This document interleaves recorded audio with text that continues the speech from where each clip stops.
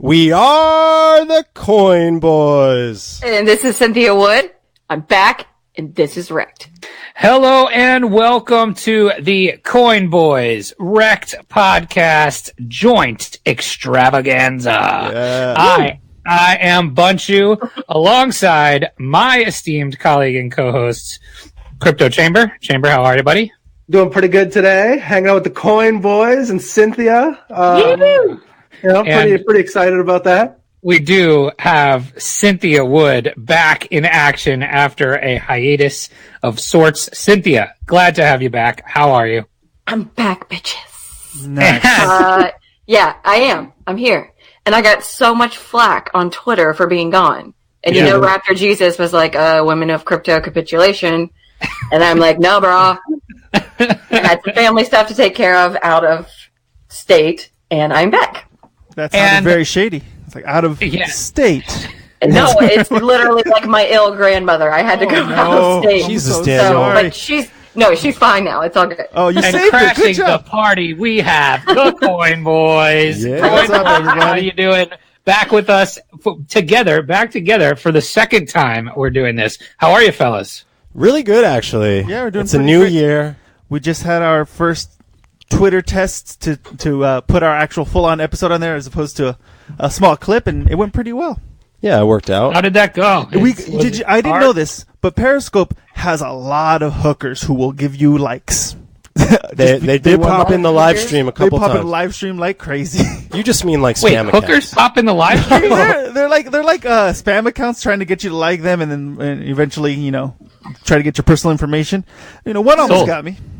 Sold. You can have my personal Exactly. information. Yeah. No, but I mean, besides that, it was really nice. It was really cool. And hopefully we'll be doing that more often. yeah, and just things in general, man. We're doing the same thing we've always been doing for the last year and a half. Just, bring some interviews, some banter to the space, and then, throwing some gaming stuff in the mix as well. Yeah, we're trying to get heavier into gaming. Well, I'm heavy on gaming. Well, we're gonna touch on that a little today. We're gonna have a little fun at the end of this episode, and we are going to do one of our famous drafts. We are going to do 90s video games, so that should be a hell of a good time. But Coin Boys, I gotta ask, and maybe we can, if you still have them, we can drop this in here. If not, you can cut them out. I had been listening to your podcast, and you guys did the call-ins with the listeners leaving voicemails in an attempt to win a contest and all that kind of stuff. Yes. Did you get any interesting calls from your boys over here? So here's the thing. I can actually play it right here live while we're doing it. You guys won't be able to hear it, but I could. And my favorite one was one that didn't air. And I'm going to look it up because it had to do with the confirmation. Well, there was a Satoshi strip club. Wait, was it there was the strip club? We played them on the show, I thought. Oh, no, maybe not the strip club. Not all of it. We did one of them. What was the other one? Not the strip club. There was another one. There was Francisco Mulholland calling for the Satoshi strip club. And then there was Calvin Midgers calling about the salon for male dogs. We played that one right there. That's was classic, dude. Friggin' gold. I was like, no, he's got a point. Let's put the dogs on the blockchain. And if you have them, Andy, and can drop them in here, that would be fantastic. Done and done. I'm not sure if that's possible. I think we still have them. So let's say we're going to throw to them right now. Hey, Coin Boys, this is Calvin Midgers calling from Russ Pup's Salon for Male Dogs. I just wanted to talk to you about a really exciting opportunity. Have you ever thought about dog grooming, but on the blockchain? I mean, think about it, man. Have you ever taken your dog to get groomed and not even know if it was your dog that could get groomed? But now you can do it on the blockchain. It'll be there forever. So you don't have to worry about Fido not getting groomed ever again. So I just wanted to call you. We are doing an ICO for a limited time only. You can purchase the pup token, and the pup token is going to be John, how much are pup tokens? $17 per token. You could get your very own pup token for dog grooming on the blockchain. think about it, guys, I'd love to partner with you. Again, Calvin Midgers. You can get at me at rektpodcast.info@gmail.com. Thanks, guys. Calvin Midgers, REKT Pups Salon for Male Dogs. Bye.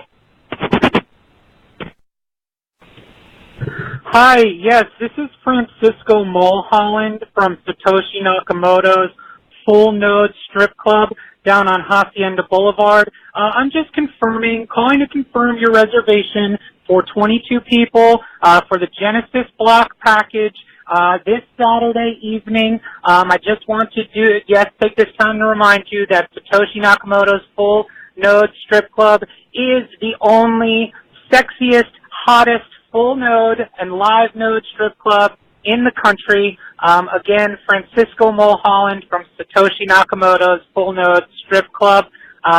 Please confirm your reservation with me by emailing us at rektpodcast.info@gmail.com. Thank you very much, Coin Boys. Bye. Boom. Done. Okay, we're out of it. What did you think? So here's why I liked this full on voicemail that was left, because my sister got her dog groomed when she was little, and it came back and it looked like a completely different dog, and she started crying on the way home. So putting dogs on the blockchain just to verify that is your dog that got cut because you didn't brush it fully and now you had to shave it down completely to the skin. That's your dog, and you could put QR codes in their tails. It's a great idea. Thank you. Shave them right into the side of them. Shave the QR code right there. And paint it like a Dalmatian. Right. You have pup tokens. You buy pup tokens. Greatest idea ever. I think male dog salon for male dogs on the blockchain is I think that's the next big thing. Chamber, you buy it or what? I'm in. I'm investing heavily in this project. Oh God! And don't forget Satoshi's full nodes. Yeah. Live. I appreciate you guys calling in and stuff. That was really cool. Yeah. So thanks awesome for that. And we love it. I was driving in my car and I was like, I'm gonna prank call the Coin Boys. Perfect. That's why. Cynthia and I was just like, I'm prank calling the Coin Boys, and there's nothing you can do to stop me. That's the whole thing. I love when people can call in and interact with the show. It's 424-372-7437. If anybody wants to call in, leave a message. We love to hear them. Yeah. Send them your best uses for blockchain, like salon for male dogs. I think that's perfect. I have a couple stories from this past week in my life that I would like to discuss with you guys before we get into any news and all that kind of stuff. So, today is Monday, so we'll be putting this out on Tuesday, and it is 7:34 p.m. on the East Coast, and about 2 hours ago, so Monday at 5:30, I just realized that I had left my personal laptop in the hotel that I was staying at last week, literally last Friday. So I left my personal laptop in this hotel for 5 days or 4 days, whatever, and I just realized it now. It's got all my crypto stuff on it. It's got all kinds of stuff that you wouldn't want to leave in a hotel room, and I just figured it out 3 days later. So this is the segment we're calling Bunchu's OPSEC blunders. Wow.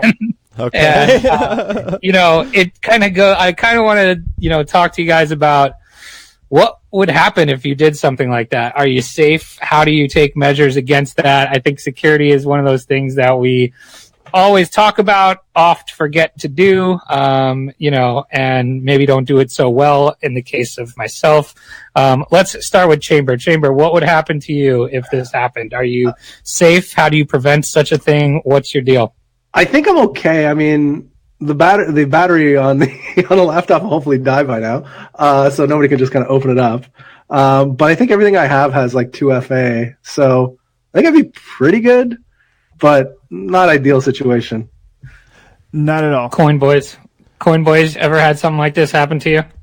Kind of to myself. Yeah, you did. Well, that's how he got into it. Yeah. So, I mean, first of all, when I got into crypto, I only, like, it was the early days, and all I learned was, like, the hot wallets weren't really trustworthy in those days. I mean, some of them were, but I went straight cold storage from the beginning of time in Bitcoin for me. And, I actually had, I did have to bring all my Bitcoin on my computer one time, and then Bitcoin I kind of forgot about it, and my computer died. And I spent, a 2-week period of time trying to get my computer to be working or figure out how to get the hard drive off and save my computer. And I did it. You know, I was able to get it. And this was like 2013. This was the time it was happening to me. And, anyway, long story short is, like, I just follow the right measures. And that means, like, when I say most of my stuff's in cold storage. So good luck with my laptop. I might have some, like, really weird, like, porn subcategories in my internet history. So good luck with that. Yeah, I'd be more worried about somebody seeing my history than anything else. It's like, give me back my Bitcoin. We're getting rid of your browser history. Yeah, I can tell you what your browser history is, Cynthia. Yeah? It's like definitely it's weird. I thought you were telling me that.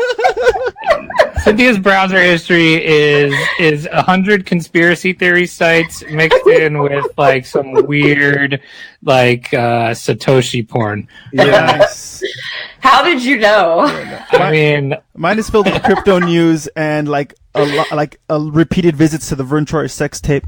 That's basically it. Oh my God, Marv! That's fantastic. R.I.P. Vern. Pour one out for our homie there. I miss that guy. Oh, speaking of, we have to pay homage to we've lost a fallen soldier today. We lost Luke Perry. two. Yeah. Luke Perry. How sad is that? 90210. I don't know about you guys. Big part of my life. Yeah, it took a lot out of me. Yeah.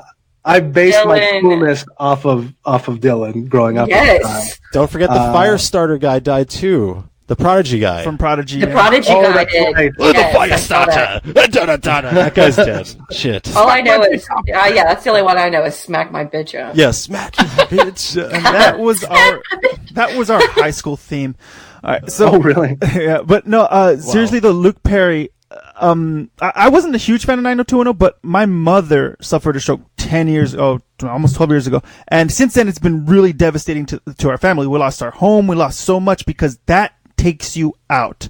My mother cannot do anything. She needs help 24/7. It's one of the reasons why I was able to get into crypto, because I was busy taking care of her and I was just kind of like doing research on the internet about a bunch of different things. But my heart goes out to Luke Perry, the whole family, and really anybody who has had a family member suffer a major stroke, because for years I've had to take care of my mother and still am to now. And it's not easy. It gets easier, but it's still not the easiest thing ever. So please do what you can to try to prevent it. Although Luke Perry sounded like it didn't, he seemed pretty healthy and it wasn't preventable. Just happens. Yeah. Yeah. Like, isn't it weird too? Like, I think he was 49? He was 52. 52. Was he 52? Yeah. I was gonna say, even at 52, I'm like, ooh, that's young. And growing up, I'm like, he's super old to be playing 18. Like, now he's young to be dying. Yeah, no, which I thought was, oh gosh, which I thought was sad. Yeah, no, that's. But you know what's funny? My mother is now 52. My mother got the stroke at 42. 41. No way. 41. So like since she turned 41. So that's, and I also I used to work for the same people who did TMZ. It's called Wander Horizon. The whole group. The man who created that was a man named Jim Paratori, who was a very healthy man. Just literally was biking through Paris one day, was taking a picture and fell flat on his face and just up and died right there. No way. It's insanity. God, that's scary. That's really scary. Your body can just attack you at any moment. You can do your best to try to prevent it, but you know what? I beat it every day. Yeah, there you go. I mean, yes. You I don't know. I attack mine. Concentrate on one particular area, but every day it knows who's boss. Seriously. I was going to say, I attack my liver like every night, and I'm still hanging in there. So you're building it up for strength. Is what you're doing. Both of you. But yeah. It's good. It's crazy. You can just go at any moment. It's scary, but the other half is, you know what? Just make sure your loved ones know everything about what you want to know. You know, not everything about you, like your internet history. Yeah, not everything. You keep not your internet history. Good God. Well, they need to have. If I'm trying to bring this back to crypto in any way, make sure somebody has your private keys. Yeah. Your emotional private keys. We did preach that because, you know, you gotta remember you're gonna die, and it could happen like Yeah, sometimes you forget you're going to die. Right. So you need to let someone you love, or even a really close friend, just one person know, But if they die, then you're screwed. So you better think about two people. You better have a backup. Kind of like the Quadriga guy. I was just going to say, here we go. Let's segue into, speaking of dying, and because we are just the kings of segue around here. Right? Chamber, give us an update on Quadriga X. Speaking of segues, Quadriga CX wallets found empty. Mystery of 150 million in crypto missing deepens. So yeah, the plot thickens. This has been the news story of the year of 2019. I think it's inarguable at this point. The cold wallets of Quadriga CX, once the largest crypto exchange here in Canada, have reportedly been found to be empty. According to Bloomberg, most of the Bitcoin funds from this exchange's cold wallet were moved out in April of 2018, more than 9 months before Quadriga CX revealed it had lost 150 million to customers after CEO Gerald Cotton passed away. So I don't know, guys. What do you guys think? This is. I know you guys did some news earlier today. I feel like this is. What we found out was they have a lot of their funds on exchanges. Yes. On the big ones, on Kraken, on Bitfinex, and Poloniex. Yeah. So. I'm sorry, what was that? What was that last one, Cynthia? What is it? Poloniex? Poloniex. It's not It's not the Polynesian deck. It sounds like a cold cut. Like it's like salami, but Poloniex, Poloniex. What did Can I I get say? 3 Poloniex? half pound of Poloniex, please, and a side of Swiss cheese. gross. Thanks. That's what it sounds like to me. It's like a gross sandwich. I'm from New York, sorry. But they have a lot of their funds on there, so they're saying that it should be easy to retrieve them and get money back to the people that it belongs to. But it just sounds more and more like this guy faked his death to me. Every time I hear return, it's just like, and if he didn't, though, it sounds like he was doing something shady.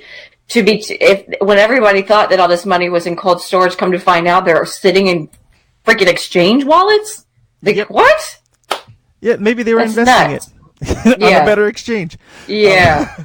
But here, this guy probably faked his death, or he was murdered. One of the two had to have happened. There's too many fishy, strange things happening with this story for it to just be a simple, well, he could have done more push-ups kind of situation.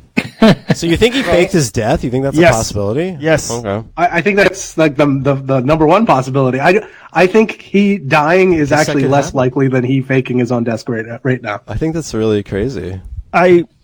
Listen. Crazier than the guy that created an ICO, like, what's it called, a token sale, and then bounced, and it was a penis left on the site or something? Yes, I remember that.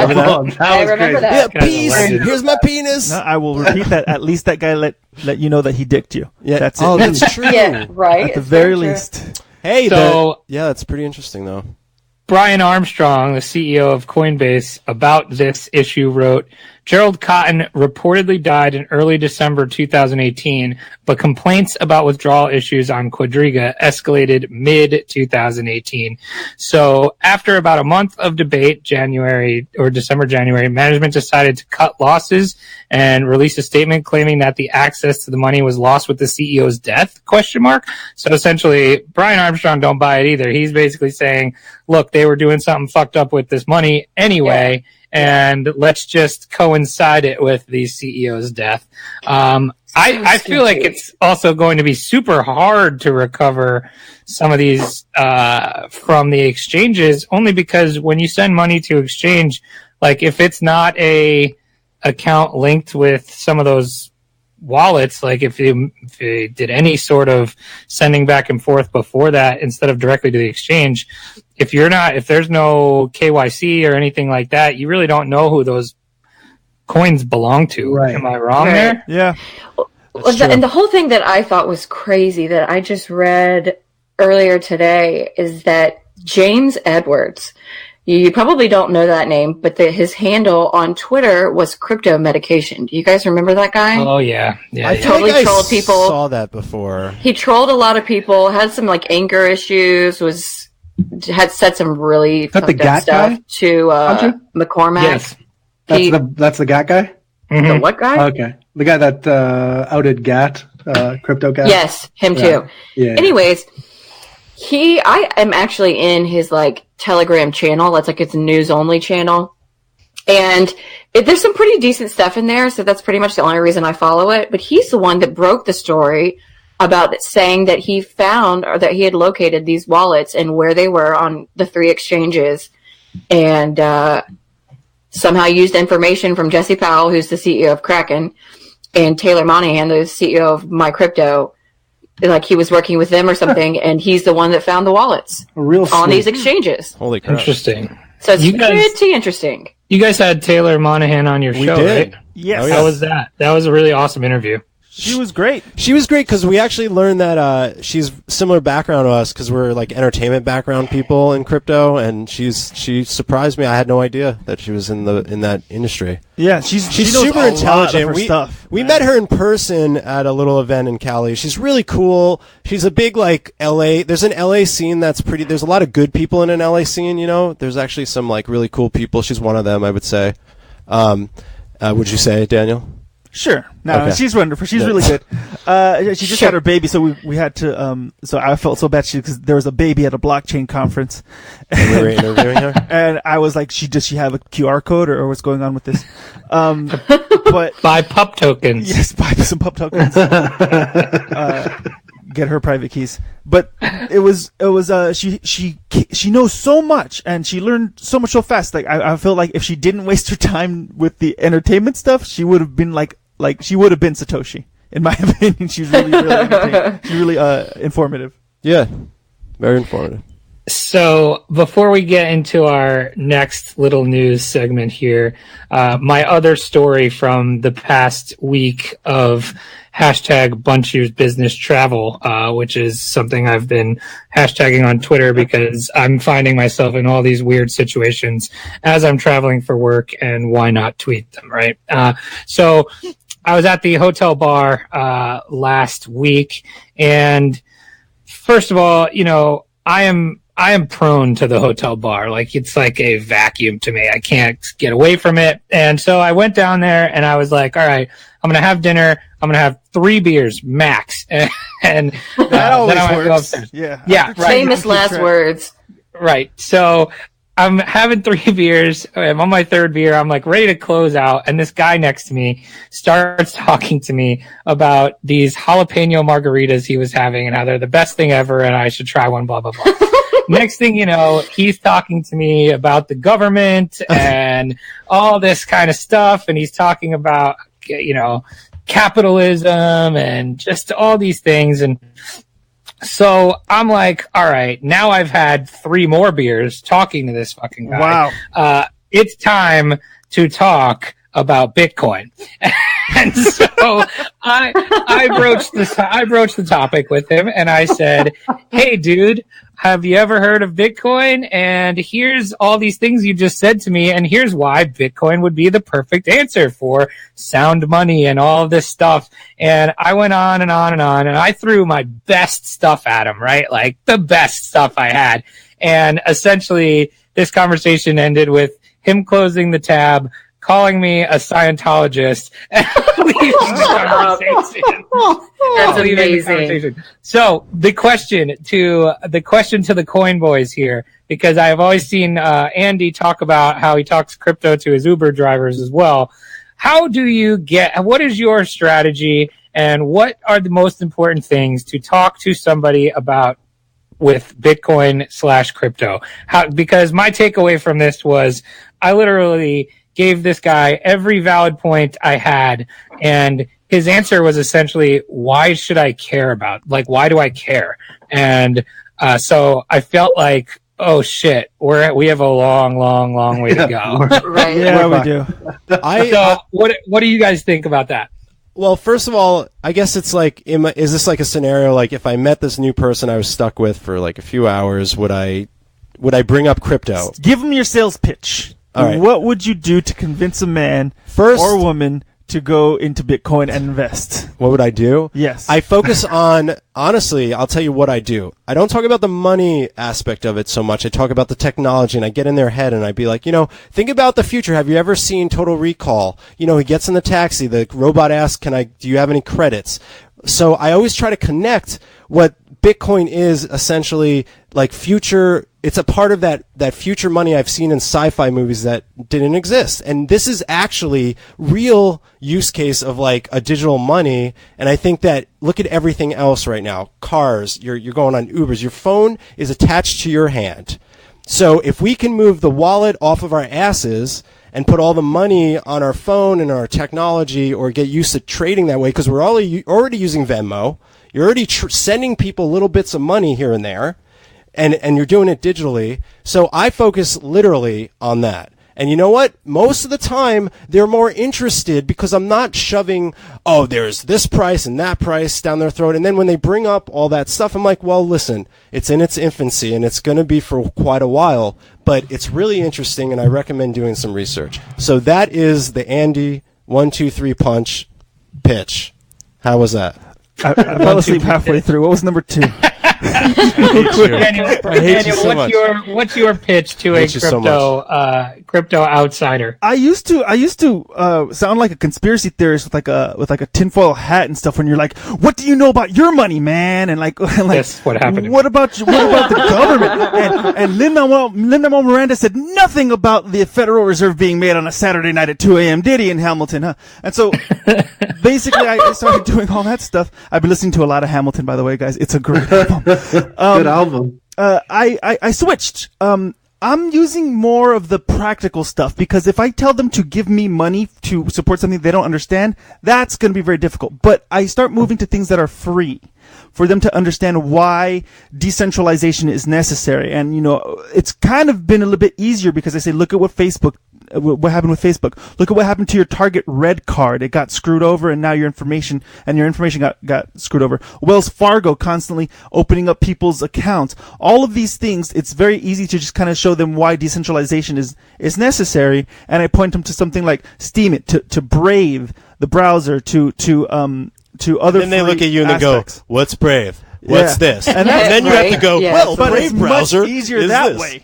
Because Okay. it's much easier that way than it is to convince them about the whole entire philosophy of Bitcoin. If they can understand those concepts of gaming, owning your own skins, owning your own guns and stuff in gaming, or being able to be ad-free on a browser and go faster, or being able to make money from your posts on Steemit, things like that, and they understand how YouTube constantly screws over people. So once they understand that concept, then it's easier for them to understand Bitcoin. I'll be honest, though, people's eyes will light up more, people that aren't in crypto, when it hits mainstream media, like it kind of did in that run in the early days of 2017. All these people they're like, wait, you told me about crypto in like 20 blah, blah, blah. Now I'm going to buy Ripple. Like, so I don't know. You know, it's really hard right now where the market is to convince people of this. So that's another problem. Well, yeah, that's why I go with the free stuff. The stuff that you pay no money for. You just go in there, you practice, you play around, you mess around with it, and it's better that way. And then I wait for CryptoKitties, because they're going to really get excited after that. That's a joke. Chamber. Right? I hope so. Chamber, you had a similar situation, right? With a family member you were trying to... Yeah, the brother-in-law. How did this go? What I should have said was, Shouldn't have have you talked ever to the asked brother-in-law. yourself, when moon? Yes. And I would answer, no moon. No, I had the same thing, and he's a pretty... he's a pretty good arguer in his own right. So he was anti-Bitcoin. I was obviously pro-Bitcoin. But yeah, we I brought up those similar things where, the decentralization aspect of it, and he's like, oh, what gives it value? And I'm like, what gives, American dollar or Canadian dollar value? It's the people that use it, kind of thing. Mm-hmm. And he really liked the fact that there was the inflationary aspect of it is, or the non-inflationary aspect of it. Deflationary. Well, it's not deflate. It just doesn't go up. It'll cap out at 21. I'll burn some. It'll deflate. Yeah. So, but yeah, what he really liked that aspect of it. Obviously, he was familiar with inflation and like you guys deal in the U.S. with your central Federal Reserve, right? Yes, Federal Reserve. That's what we call it. Yeah. So I mean, you guys know the same things we deal with here too. So yeah, it's very upsetting, and $1 today is worth significantly more, 40 years ago. Yeah. But yeah, that's what he really liked about it. But that's how, I think he got a little of that Bitcoin light on him. Started to see it a little bit. I got called a Scientologist. You definitely got called a That's so Scientologist. hilarious. I never got called a Scientologist. He was. And you live in LA. And I live here in LA. I know Scientologists. I met them. Yeah, so that was my week in of Bunchu's business travels last week. Lots of OPSEC fails and can't convince the guy at the bar about Bitcoin. I'll try again next week. So, Can I just bring up some advice? Yes. For number one, once you said the hotel bar, it all went downhill for me because you meet the weirdest and the strangest people in hotel bars. It's like they're also the most desperate. It's like the Twilight. I mean, I didn't go seeking this guy out. No, but I'm saying a hotel bar that's usually associated with traveling, and you meet a lot of people that are traveling on business. You meet some odd people. I used to travel a lot in that, you want to drink a lot at the hotel bar, but you're going to meet some strange and have some good stories. So.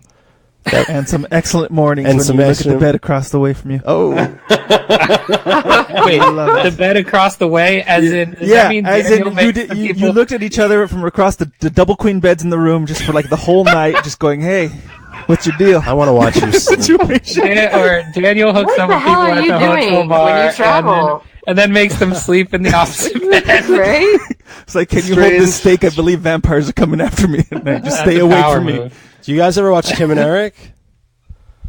Tim and Eric, What's awesome. I know not what you speak of. Oh my God! Then forget Tim it. and Eric? Yeah, Tim and Eric. Awesome show, great show. Yeah. There was one sketch where there are two guys hanging out. They're like, and the guy's like, "I'm getting tired. I'm gonna go to sleep." And the other guy looks at him. He's like, "Can I watch you sleep?"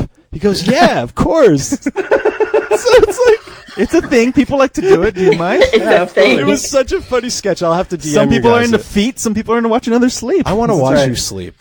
If you guys are with that. If you guys are a big fan of Tim and Eric, you guys, I've been trying to spread the love on Detroiters. They got canceled recently. Oh, I heard. One of my teachers was Sam, the black guy. He was one of my improv teachers. He was pretty cool. For real, like that guy is one of my favorite. I was just going to say, Chamber, you are just such a Pete Holmes podcast show. I have two things that I'm shilling. It's Pete Holmes and Detroiters. Those guys are killers. Yeah, he was just on there, right? Very nice guys.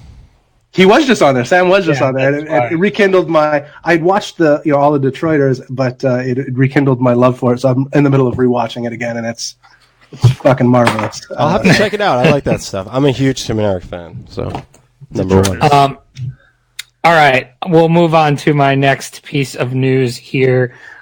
So this also comes from ccn.com. The headline reads, major U.S. grocery chain Kroger ditches Visa and discusses accepting Bitcoin. So basically what happened here was Kroger banned Visa from their regional supermarket in protest of the payment processor's excessive transaction fees, announcing that hundreds of stores and fueling stations would halt Visa payments in April. So basically they're boycotting Visa in April. However, this story's taken an awesome, surprising turn, with Kroger representatives reportedly considering Bitcoin's Lightning Network as one potential alternative payment system.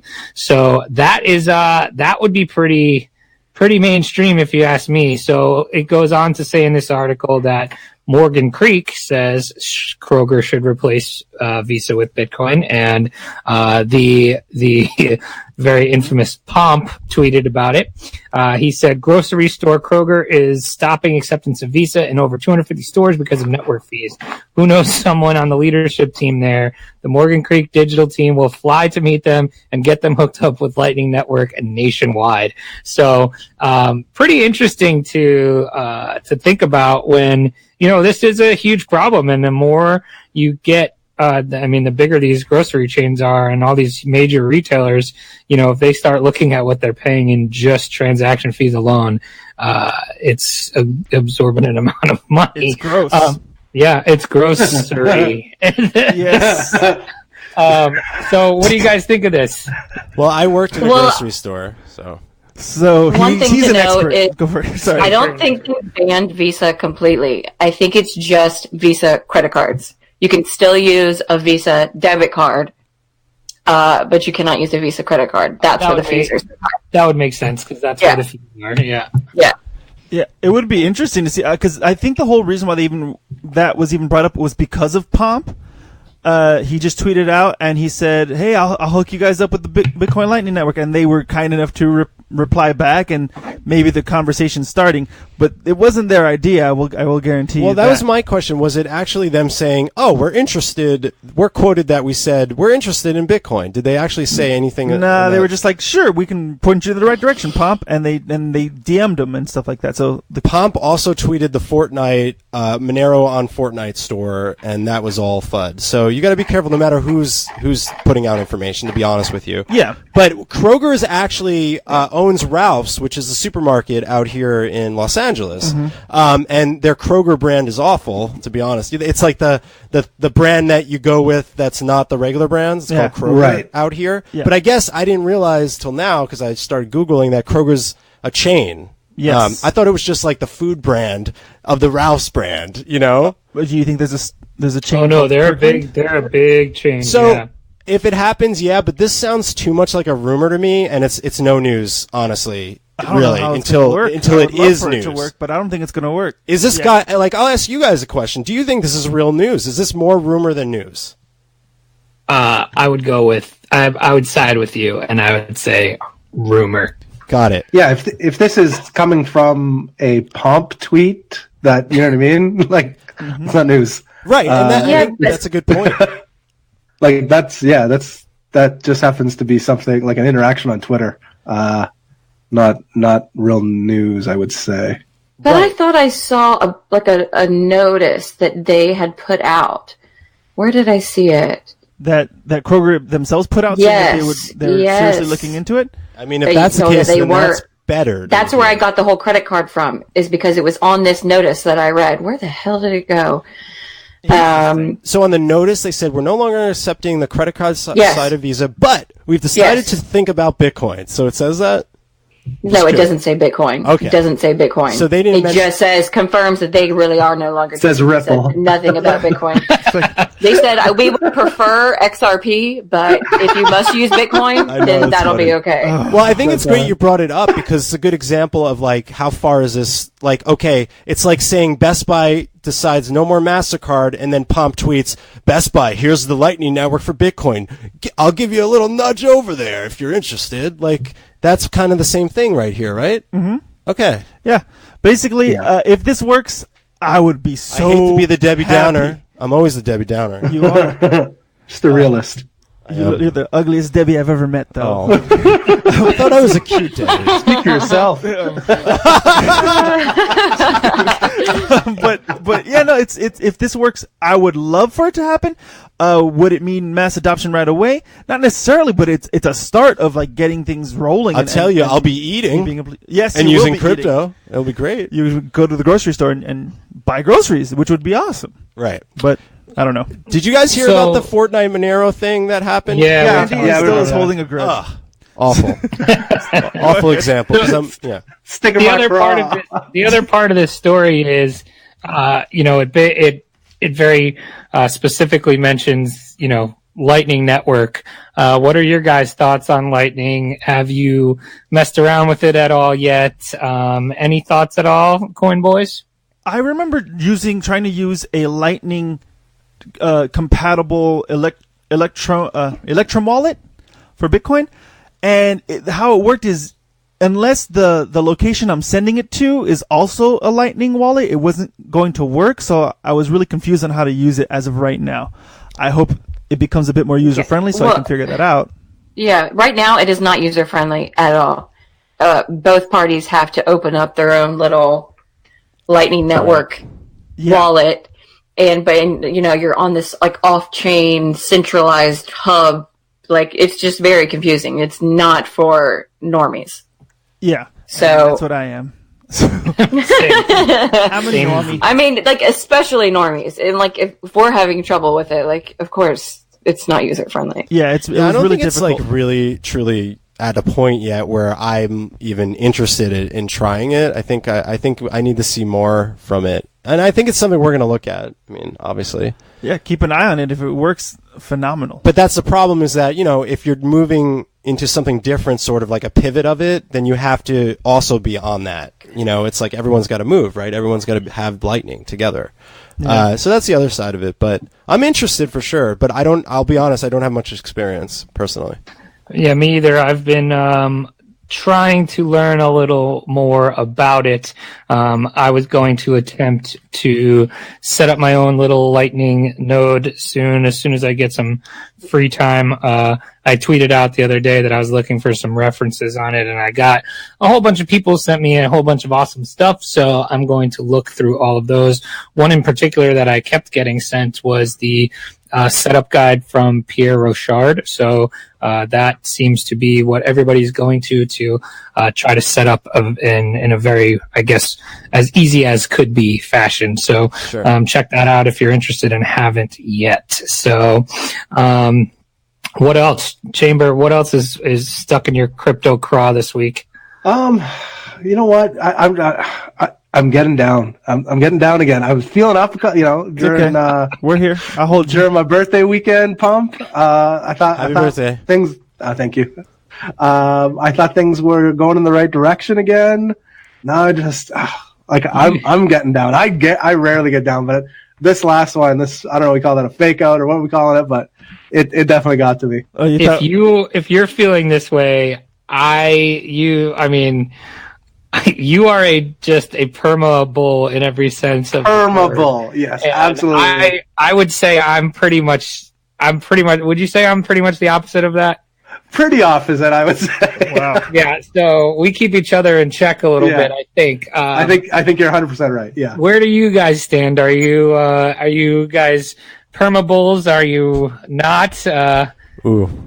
I don't know if you want to hear what I am. I'm like a perma turtle. I would like to hear what you are. Andy's like, I hope the neck goes back into the shell, and also like he wants it to go down. But So do I. That That's sounds okay. what I want. you said I hope it goes down. You said on several occasions, I hope it goes down to 1,000. I hope it goes down to 100. But you're not explaining the context there. Oh, okay. The context. Do you is know how that- many bitcoins I could have if it went down to $100? Well- That is like my dream. Listen, I could have like upwards dream. of 3 Bitcoin. here's my God. here's where my context is with what Daniel just said, is that we had all these like big financial people say, "Oh, Bitcoin's going to be at 30K by the end of 2018. Hang on to your hats, everybody!" But look where we are right now. And I always would say people, stop looking. This has a long way to go, people. Like that 2017 spike was. I don't know if we're going to see that for a while. So being a perma bull, I don't recommend it. I don't recommend looking at your stuff. So you want to know what I do? I have nothing on Coinbase. I have all my stuff in cold storage. I don't trade. I don't look at Blockfolio much, or probably ever. I push technology, interview, and yes, does price affect me? Absolutely. But I've been in the space since God knows when. I've been through It was only like 6-7 years ago. but that is old for Bitcoin. Oh, okay. Yeah, it is. 2012, I've already seen crashes. Like this, I guess I have thicker skin, so that's where I'm at. Yeah, I'm at the same place. Sorry. No, go ahead. Go ahead. Think you're better than me, Cynthia? I'm in the same place that I just don't care, to be honest. I don't, like you said, I don't think we're going to see a huge bull run like we did at the end of 17 anytime soon. So I'm spending this time learning. I'm building my own blockchain thing, and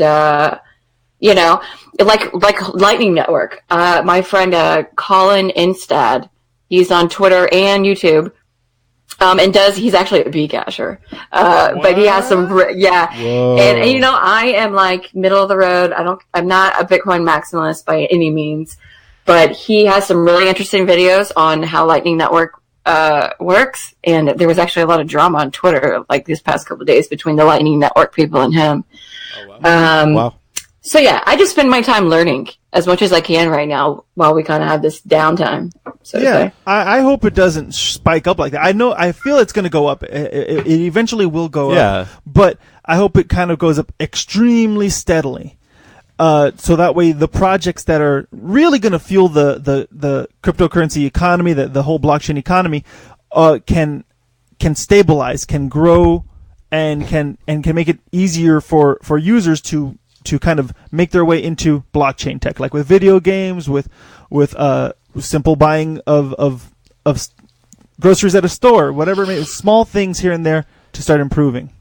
So hold on to your stuff if you can, but I always say if you got to sell it to feed your family, sell it to feed your family. There's no point. I mean, how big's your family? I mean, is it really I big? have 30 cousins. Could you spare a couple? Sounds like a lot of people, right? One of my uncles has 15 children, and I said, man. Really? 15 children? Yeah, 15 children. My uncle and my aunt have 15 children. Each one I thought I had a lot. Each one comes out smarter than the next one, so I think there's a chalkboard in there with Really? like notes and stuff on the way out. But Or an etch-a-sketch of some sort. yeah, like, okay, this is what you need to know. But yeah, no, My family's just a bunch of broken light brights. All right, last story here, and then we'll get into some nonsense, as if these first 40 minutes were not nonsense. Coinbase, Andy brought up Coinbase, and it just triggered this. Coinbase, former provider, sold user data to third parties, prompting the Neutrino acquisition. So I don't know if you've all seen this going around, the hashtag delete Coinbase movement. Chamber, you seen this? I have seen this. Delete your beloved Coinbase? No, see, you know what? I've changed my mind on Coinbase. I've switched to ShakePay, a Canadian company. It seems to be working very well for me. So I haven't used Coinbase in a while. Probably. Is your second exchange of choice Quadriga X? It was my first.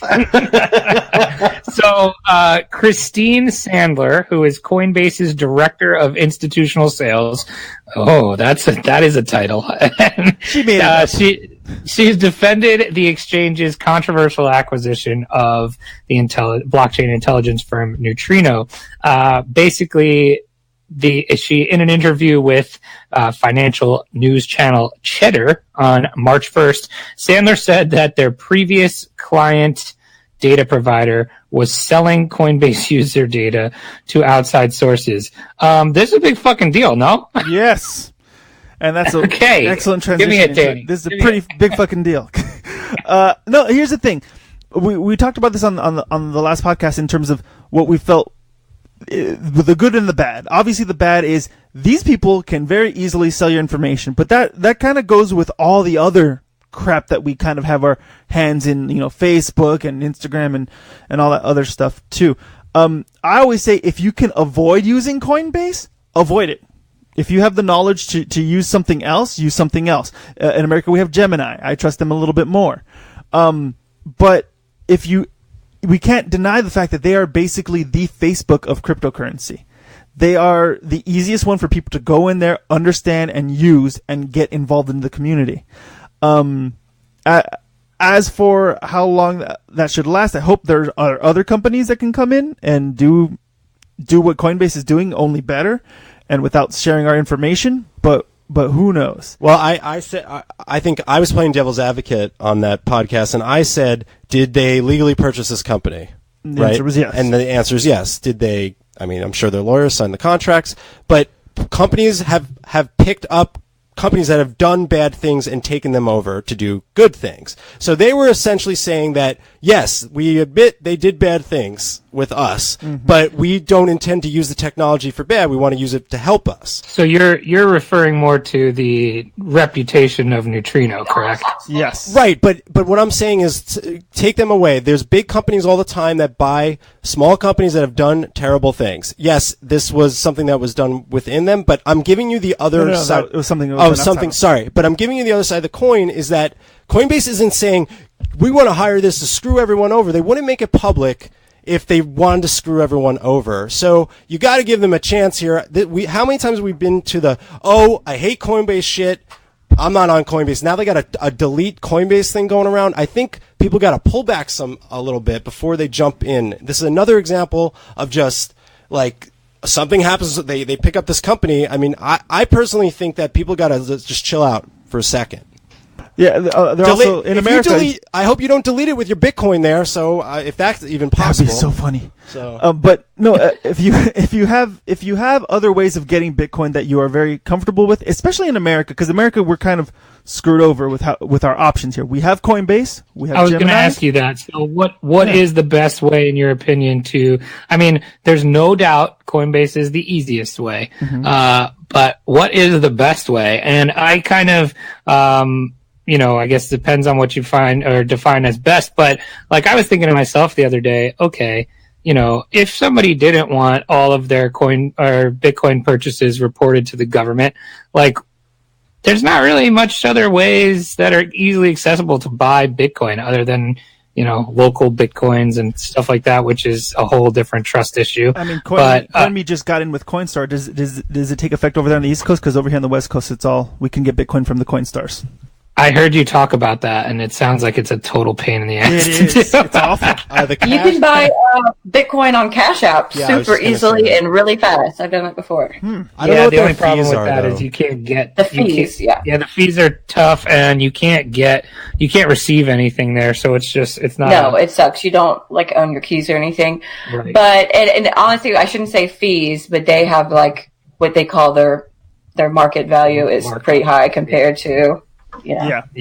But I mean, I think the big problem, even bigger than, okay, what are they going to do with Neutrino now? Just because they've had some kind of, controversial past. Because I tend to, give the benefit of the doubt there, but that their last provider was selling info. That's the worst part. Yeah. I think. Right. So, yeah. That's the bad part.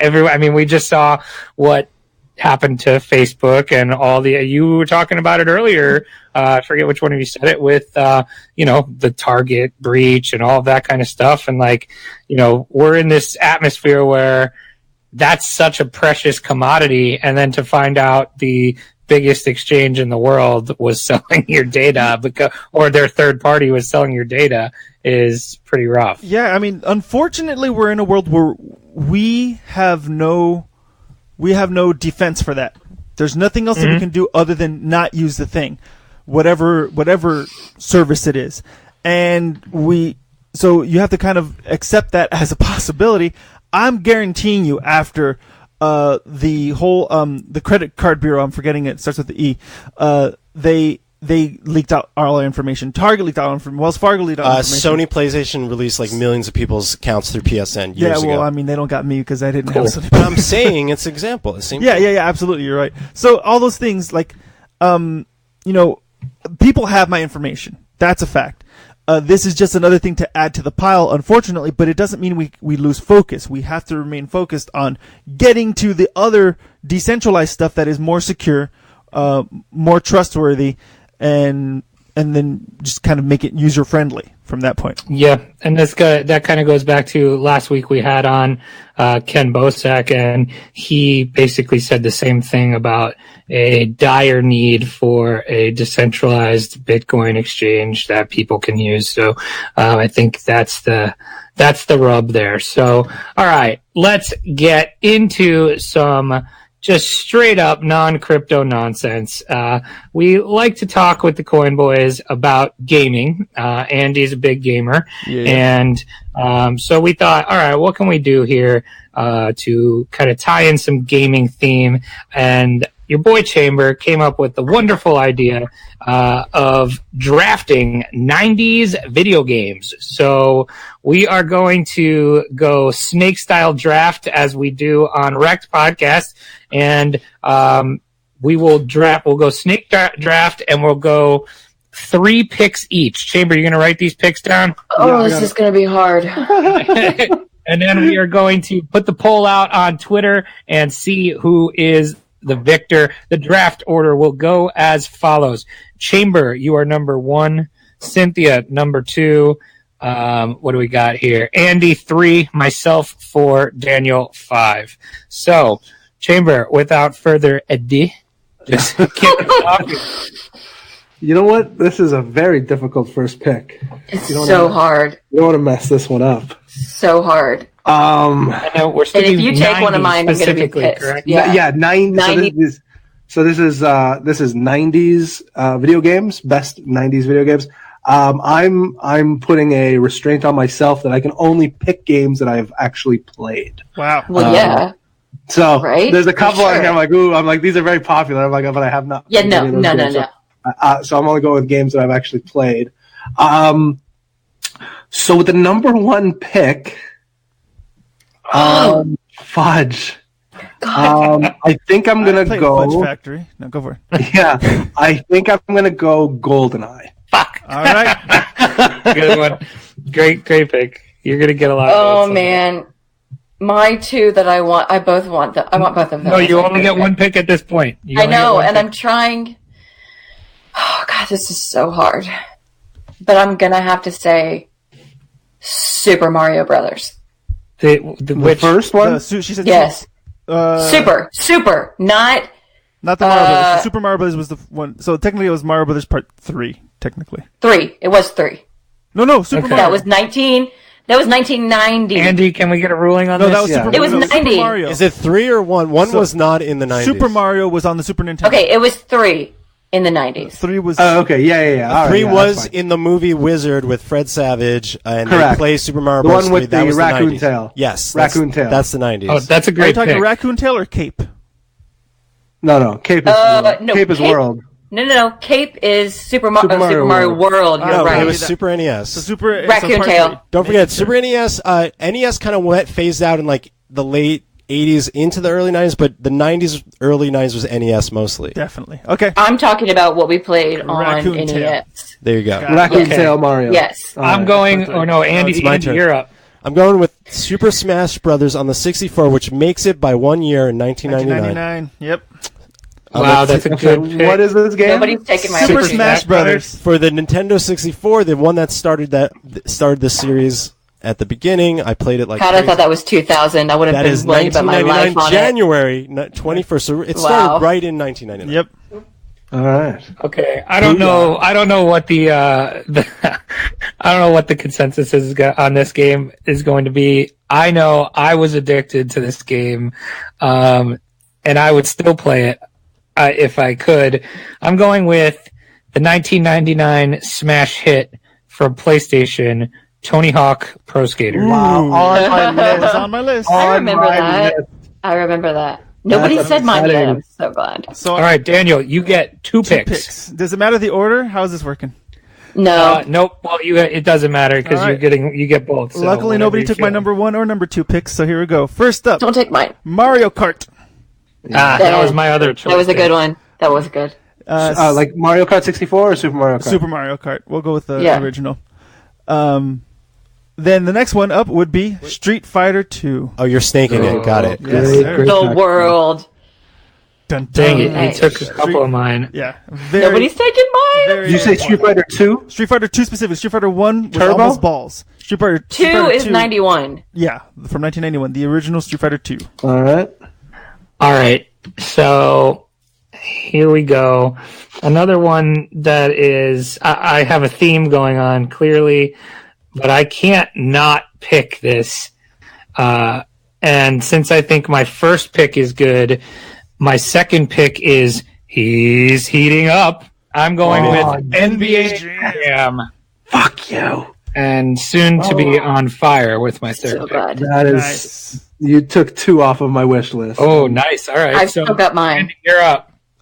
Me? Oh, okay. Doom, 1993. No! Doom Solid. was my pick! Sorry. God, I love Doom I know. on PC. Yep, the original Doom, 1993. God, so good. It revolutionized a lot. It really did. It was awesome. I would stay up for hours at night playing Doom. That's Okay, so Cynthia, you are up. Fine, okay, just know that Doom was my nice pick. All right. Okay, my other one is Mortal Kombat. Nice. I was going to That's do solid. Mortal Kombat, actually. Finish him! I was choosing between Mortal Kombat or Street Fighter. I went Street Fighter. I think has a little bit more solid history. God, I gotta come up with another third. All right, Chamber, you're finishing out your draft here.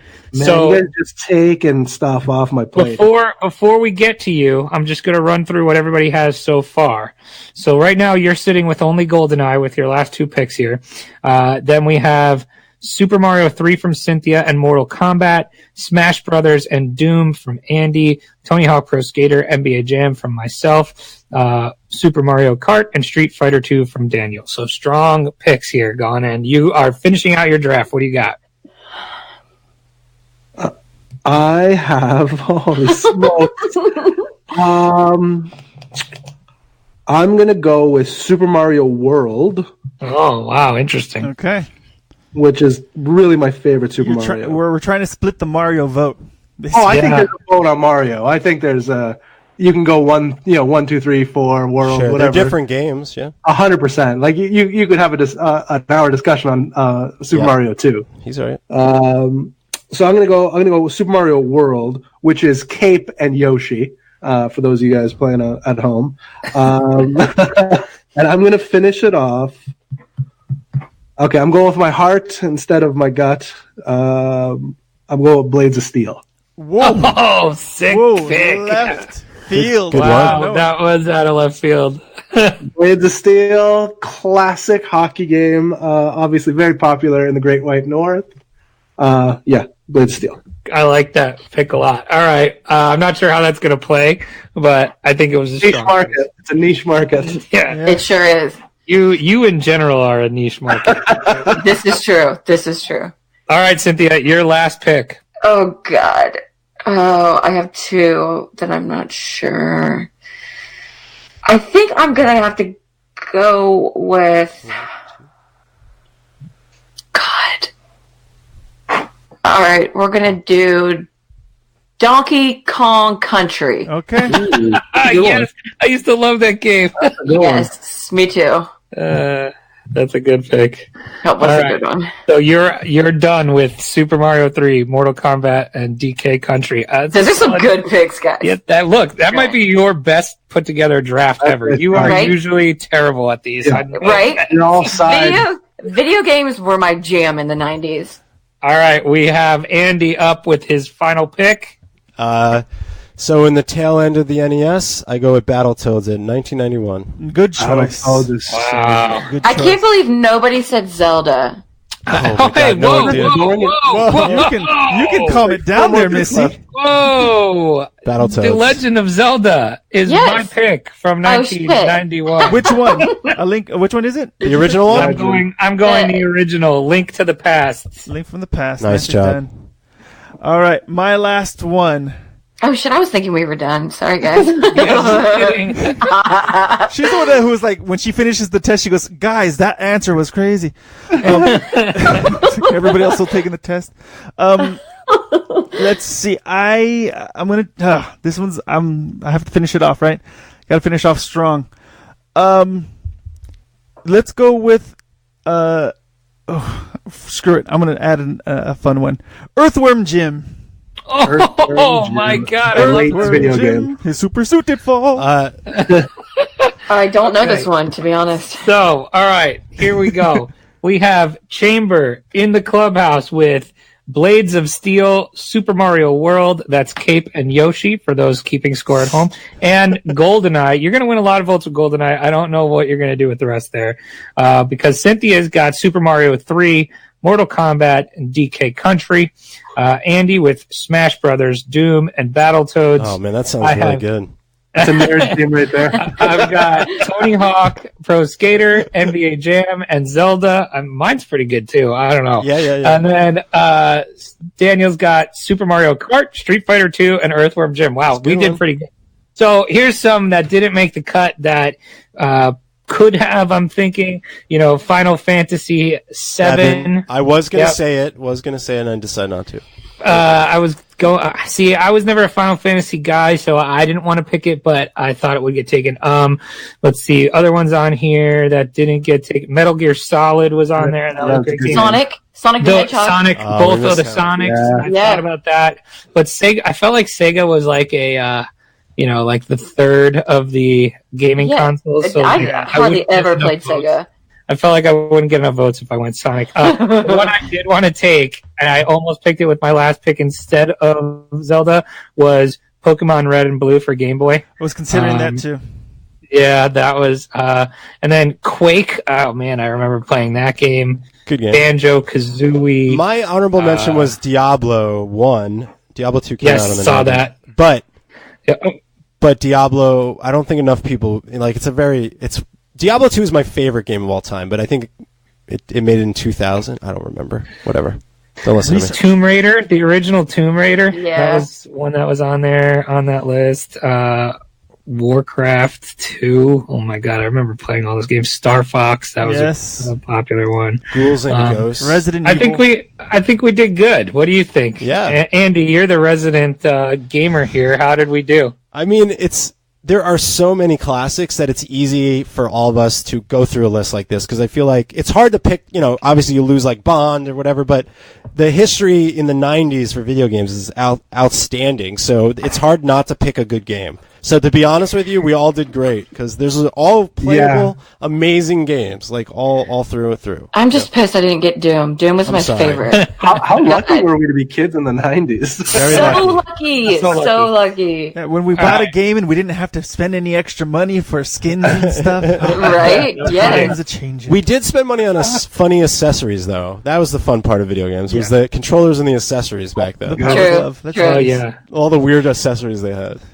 So we will put out the vote, and the people can decide. Andy, I'm interested to see when you retweet this poll to see how all your gamer friends vote. Sure, I'd love to retweet it. Yeah, and so that's gonna do it for pretty much everything we had. Any parting thoughts from the Coin Boys? Well, I want to make this. We should be doing this often, as these get-togethers matter, because we're both podcasters in the space. It's fun. I always have a blast.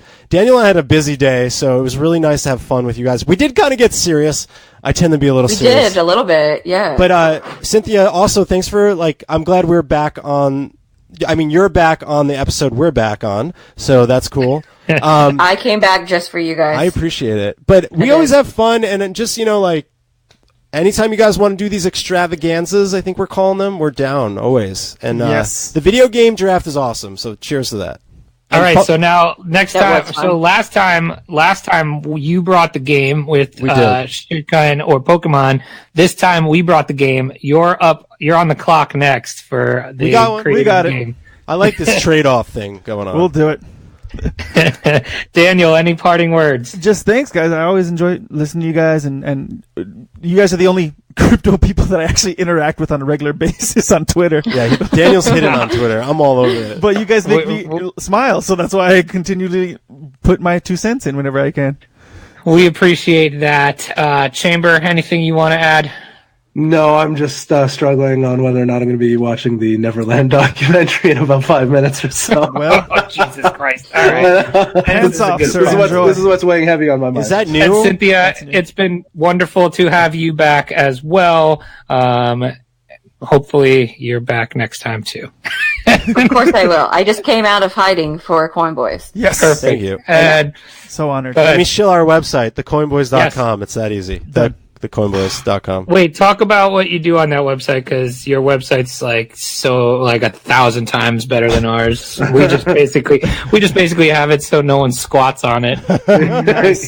Well, we put up our podcast every week, and we also do blogs. If you guys have ideas on a blog that you guys want me to post up, Also, tell me. we have a little tab that says "Join the Coin Family." Yes, so if you want to check be it a out. part of our email list, we're going to start sending out special things for people who follow us. It's pretty Yeah, cool. that's it.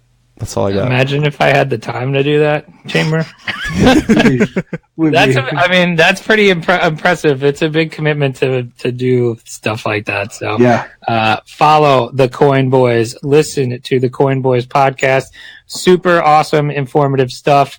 Go to their website, become part of the Coin family, and if you're listening to us, don't get wrecked, and that is financial advice.